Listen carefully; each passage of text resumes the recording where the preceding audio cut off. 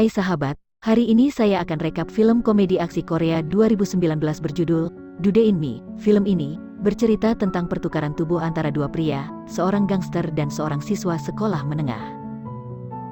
Insiden ini membawa perbedaan besar dalam kehidupan mereka berdua.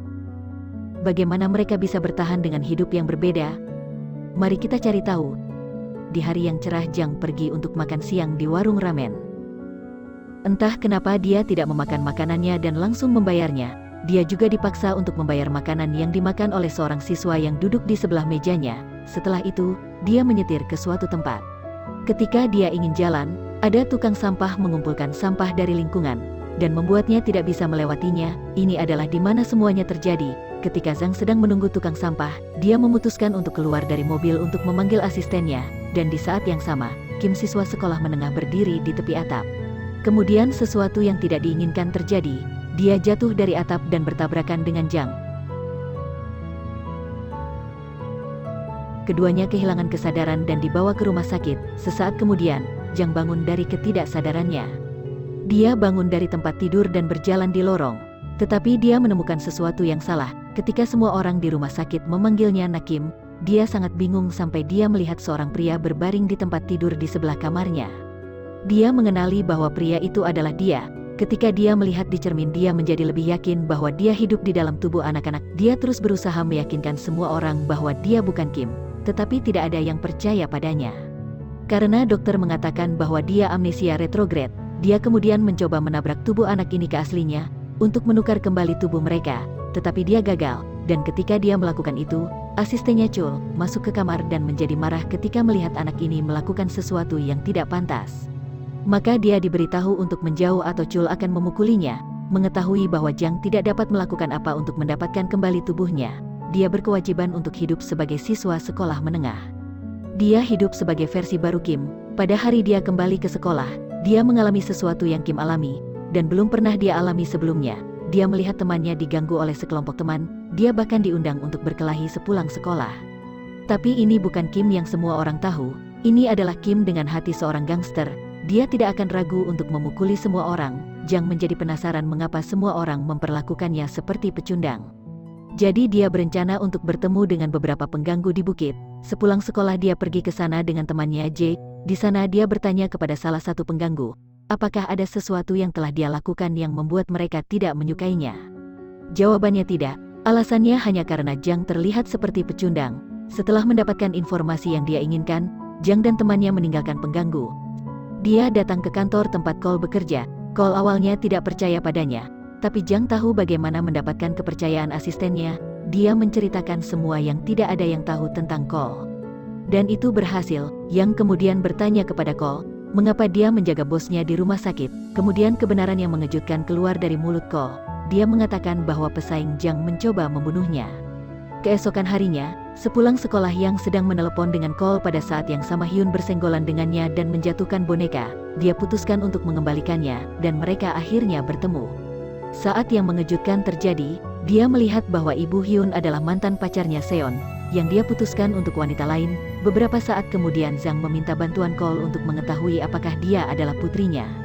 Mereka mengambil rambut Hyun dan Jang untuk diuji DNA mereka. Hasilnya mengatakan bahwa Seon adalah 99 putrinya. Dia mulai merasa sangat bersalah bahwa dia tidak bisa menjadi pria yang baik untuk Seon dan putri mereka. Jadi dia berkonsultasi dengan Cole tentang apa yang bisa dia lakukan untuk mendekati Yang dan Seon. Dia diberitahu bahwa dia perlu mengubah penampilannya, sehingga dia berencana untuk kehilangan beberapa lemak dan merawat dirinya sendiri. Dia pertama kali mengundang Hyun untuk berolahraga bersama dengan seorang pelatih. Mereka secara konsisten berlatih seni bela diri dan lompat tali selama berbulan-bulan. Akhirnya dia bisa melihat hasilnya. Tubuhnya menjadi ramping dan terlihat lebih segar. Terakhir dia mulai merawat dirinya sendiri. Dia mengubah gaya rambutnya dan menggunakan lensa yang lembut, sehingga dia tidak perlu menggunakan kacamata kutu bukunya. Tampilan baru yang tampak menarik. Banyak gadis mulai menyukainya. Hyun sama mulai mendapatkan rasa hormat dari para pengganggu. Seon sangat berterima kasih kepada Jang karena dia selalu melindungi putrinya. Dia mengundang Jang ke warungnya untuk makan ramen sebagai bentuk rasa terima kasih. Ketika mereka sedang mengobrol, datanglah seorang pria mabuk yang menamparkan ke area pribadi Seon. Jang menjadi marah karena itu. Dia melawan pria mabuk pada saat itu. Seon mulai mencurigainya.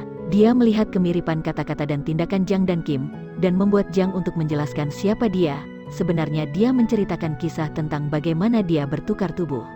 Tapi Seon tidak mempercayainya, jadi dia mencoba hal yang sama yang dia lakukan. Dia menceritakan semua yang dia lakukan dengan Seon ketika mereka masih berkencan. Akhirnya Seon percaya bahwa dia sedang berbicara dengan pria yang meninggalkannya. Seon menjadi marah, dia sangat marah karena dia tidak mencarinya untuk waktu yang lama. Dia mengusir Jang dari kiosnya dan menyuruhnya untuk menjauh dari putrinya. Keesokan harinya Seon duduk bersama Jang tepat sepulang sekolah. Dia bertanya tentang apa yang dia bicarakan dengan ibunya.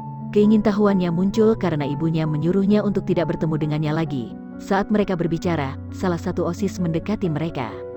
Dia bertanya pada Hyun, apakah dia ingin bergabung ke pesta ulang tahunnya di vilanya.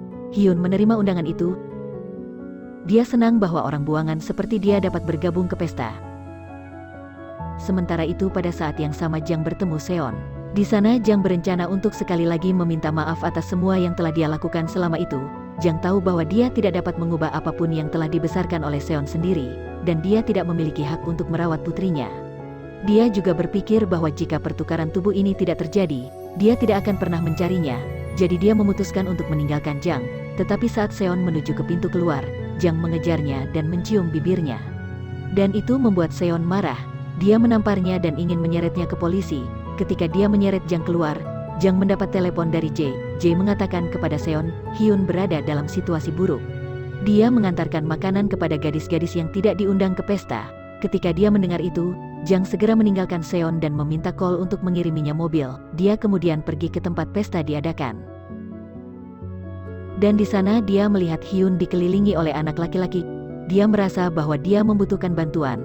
Tetapi anak laki-laki tidak membiarkan dia pergi, karena pesta baru saja dimulai. Jang mulai bertarung.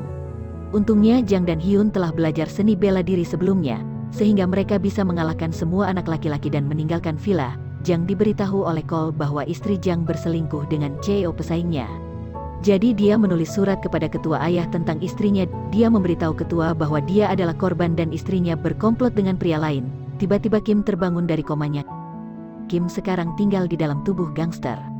Kemudian dia kembali ke rumahnya dan bertemu ayahnya Jang, tapi ayahnya tidak percaya bahwa dia adalah anaknya. Untungnya Jang kembali ke rumah juga. Di sana Jang dan Kim bertemu untuk pertama kali setelah tabrakan. Mereka menjelaskan kepada ayahnya tentang apa yang sebenarnya terjadi pada mereka. Setelah itu mereka setuju untuk saling membantu. Mereka berencana untuk bertemu Seon di kiosnya. Setelah mereka tiba, mereka berbohong memperlihatkan bahwa mereka telah menukar tubuh mereka kembali. Tapi CEO dan asistennya masuk ke kios. Mereka mencari Jang dan mencoba membunuhnya. Jang memerintahkan Kim dan Seon untuk bersembunyi di dapur. Dia ingin menyelesaikan masalah ini. Dia berkelahi dengan CEO dan asistennya dan mereka berhasil mengusir mereka.